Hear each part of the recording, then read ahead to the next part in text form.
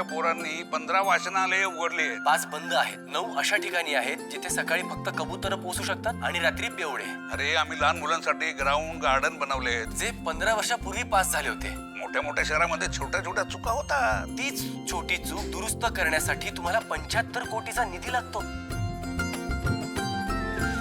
कौशिकी येऊ का ग? अरे दया काका या ना प्लीज. या. हळू हळू हळू हळू. अगं तू आजारी तू आहेस बाबा. आता मला बरं वाटतंय, काळजी करू नका.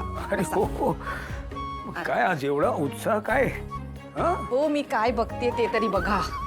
हे बघा, काय हे बघा. मुलगा पूल पडल्यामुळे नदीत वाहून गेलाय. या घटना टळू शकतात प्रत्येकाने आपलं कर्तव्य नीट केलं तर. पण नाही ना, जिकडे तिकडे फक्त पैसा हवाय आपल्याला. अरे हो, पैसा पैसा पैसा खाल्ला मी बघ. छान आहे ना. म्हणजे सामान्य माणसाच्या मनात जे प्रश्न येतील ते सगळे तसेच्या तसे त्यांनी जामखंड्यांसमोर मांडले.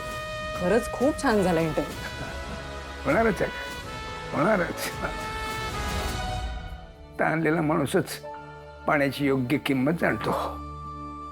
बघ ना, म्हणजे केदारच्या हक्काचं एवढं सगळं वैभव आहे तरी आतापर्यंतचे त्यांनी दिवस सगळे कसे अवघड परिस्थितीत घालवले ना ग.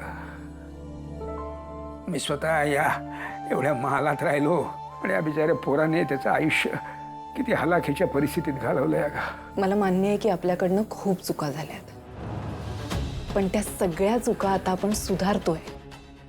आणि मी खरं सांगू, तुमचे सगळे गुण केदारमध्ये उतरले तर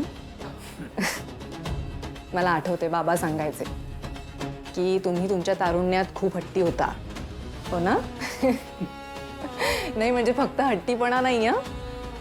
पण आज जेव्हा केदार जामखंड्यांचा इंटरव्ह्यू घेत होता ना, तेव्हा त्याच्या बोलण्यात जो कॉन्फिडन्स होता, त्याच्या नजरेत जो खरेपणा होता, त्याचे मॅनरिझम्स, त्याची पर्सनॅलिटी, मला अगदी तुम्ही दिसत होतात तिकडे. खरंच. म्हणजे बाप म्हणून नात्याने नाकारत असला तो तरी बापाचे गुण काही नाकारू शकणार नाही तो. अजिबात नाही. कौशिकी, एक सुचवू तुला? हो बोला ना.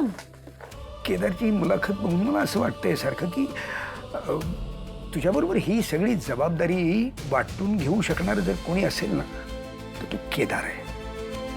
म्हणजे युवराजला हे कितपत जमेल मला माहीत नाही, पण केदारला जर तू तुझ्या हाताखाली घेतलंस ना तर तुलाही त्याची मदतच होईल आणि त्यालाही एक संधी मिळेल. नाही नाही, हे हे बघ, तुला चालणार नसेल तर राहू दे. म्हणजे माझी काही तशी. एक बापच मुलीच्या मनातलं अगदी उत्तम ओळखतो.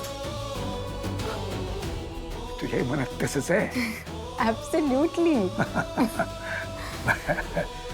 म्हणजे आज तो जेव्हा इंटरव्ह्यू घेत होता ना दया काका, तेव्हा माझ्या मनात सुद्धा अगदी हाच विचार आला. सिरियसली. पण फक्त केदारला आपलं म्हणणं पटेल का